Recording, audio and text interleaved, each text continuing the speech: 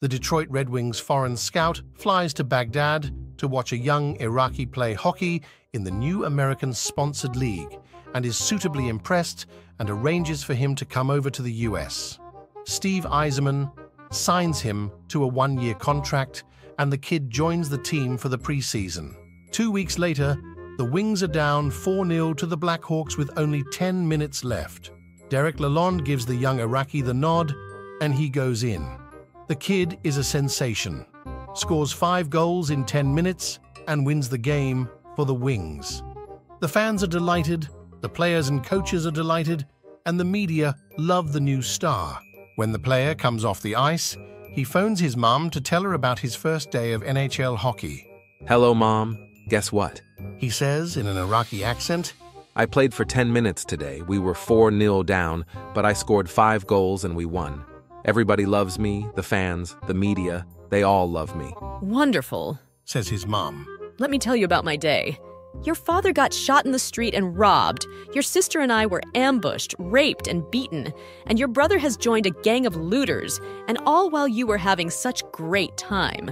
The young Iraqi is very upset. "What can I say, Mom, but I'm so sorry." "Sorry? You're sorry?" says his mom. "It's your fault we moved to Detroit in the first place." A new Navy recruit has his first day on the submarine. He speaks with the officer who assigns him his post. "Go stand at the periscope entryway and make sure no unauthorized personnel touch the periscope." The recruit follows orders and stands by the periscope. After 15 minutes, the officer stops by. "Son, I'm changing your post to the mess hall. Go in there and start washing some dishes." The recruit obeys and heads to the mess hall. He's cleaned about 3 dishes when the officer walks up again. "Listen here, recruit. Your new post is in the supply room. I need you to make sure everything is strapped down tight in case of rough waters." The recruit again follows orders and heads off to the supply room. There he sees a crewman moving some boxes. "Hey there," says the recruit. "Is it normal to keep getting reassigned to new posts all day? I haven't kept one position for more than 15 minutes. The crewman says, "Oh yeah, this sub is full of reposts." A monocle walks into a bar.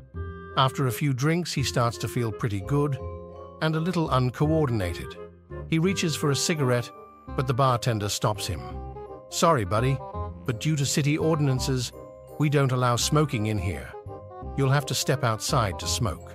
So the monocle hops off the bar stool and grabs his cigarettes to head outside. Meanwhile, a second monocle emerges from the bathroom. They bump into each other as they cross paths and fall to the floor, hopelessly entangled. They try to get free, but the more they struggle, the more tangled they become. The bartender looks down on this travesty and shakes his head. "Hey, you two," he shouts, "stop making spectacles of yourselves." Carl is in the 10th year of a life sentence when he gets a new cellmate, Jim. After taking some time to size Jim up and decide that he can trust him, Carl tells Jim about his plan to escape. "You see," Carl says, "for the first 5 years I was inside, I trained my digestive system to follow my command. Now I can eat something, and it comes out broken down into its components."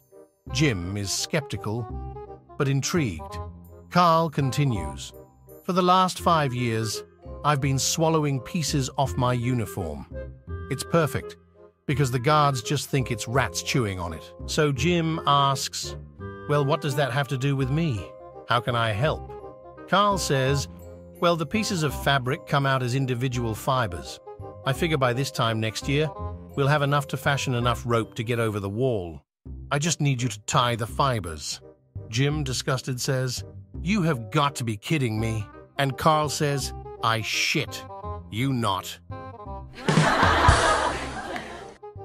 A man walks into a bar. The bartender asks, "Why the long face?" The man replies, "I just found out my wife is sleeping with another man. I've decided I'm going to drink myself to death." The bartender looks shocked and says, "I'm sorry, I can't help you kill yourself." The man asks, "Well, what would you do in my situation?"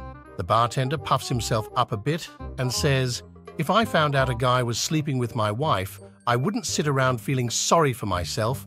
I'd kill the guy." The man jumps up from his stool and shouts, "That's a great idea, thanks," and runs out of the bar. A couple hours goes by, and the bartender is starting to get nervous when the man walks back into the bar with a smile on his face. "Did you kill the guy?" the bartender asks nervously. "Nope, I slept with your wife. Whiskey, please." A man enters a monastery, talks to the head monk guy, says he wants to join. "Okay," says the head monk, "but we have a rule. Unless you're the head monk, you're only allowed to say one sentence per year, on New Year's Day." "Okay," says the guy, "I can do that." First New Year's Day comes around, and all the monks gather to say their sentences. Most of them are about enlightenment and the grace of God, but when it is our protagonist's turn, his lips utter, "The food is a bit salty." 1 year comes and goes, and it's New Year's again. Again, all the monks gather, and this year the sentence that the guy has had a year to think about is spoken. The chairs could be softer. Another year comes and goes. It was a leap year, so our guy has had an extra day to think about what he's going to say. This time, it's serious. "I want to leave." "I can entirely understand," says the head monk. "In all the time you've been here, I've heard nothing but complaints from you." In Soviet Russia, an American spy tries to blend in. George Keats had trained 20 years for this moment. He had mastered the Russian language in its native accent. He learned all of Russia's customs and social graces. He memorized Moscow street maps and knew every back alley there was. He swore that he could even think like a Russian.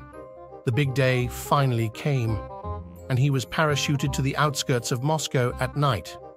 He emerged by daybreak and hopped onto a bus going to the city center. "Comrade, how much for a ticket to Red Square?" he asked the conductor in authentic Russian. "5 rubles, Comrade American," came the reply. Keats was stunned. Perhaps the conductor was just being a smartass. He hopped off the bus and asked a passerby for directions to the closest bar. "It's just around the block, Comrade American." Keats' doubts grew immensely. Not knowing what to do, he went inside the bar and ordered a glass of vodka. "Want some borscht to go with it, Comrade American?" the bartender asked. Keats threw a fit. "What's the matter with you people? I dress just like you. I speak just like you. I even think just like you. Why does everyone keep calling me American?" "Well, comrade, it's because you're black." My friends, if you want to watch other funny jokes, subscribe to the channel.